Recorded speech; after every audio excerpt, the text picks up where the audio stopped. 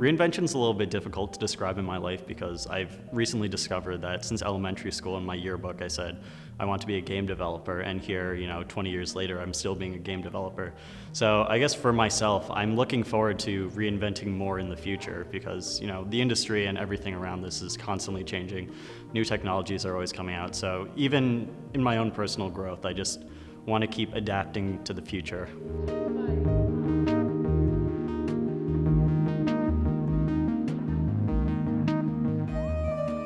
I feel like I had the same path as a lot of other game developers, honestly. I was 13 years old and I Googled game making program and I found this thing called Game Maker, and I just kind of stuck with it.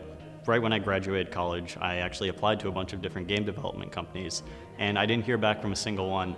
So at that point I was like, I either have the choice where I can keep trying and go work for another game development company where I'm not having a lot of success, or I can just continue making my own games and having my own company and doing my own projects. And the company kind of came along the way because, as a kid, you're always like, ooh, I want to be Nintendo or I want to be Sega or something. So, I was ASCIIsoft.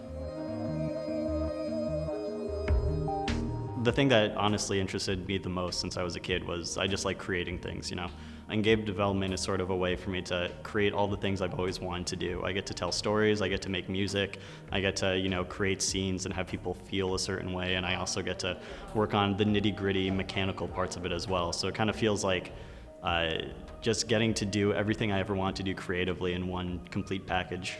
I have faced a little bit of a few issues at some point or another. I had to move back in with the parents for a bit, and then, I did groceries and didn't really have a very lavish lifestyle for a few years as I kind of just sat in my room and programmed all the time.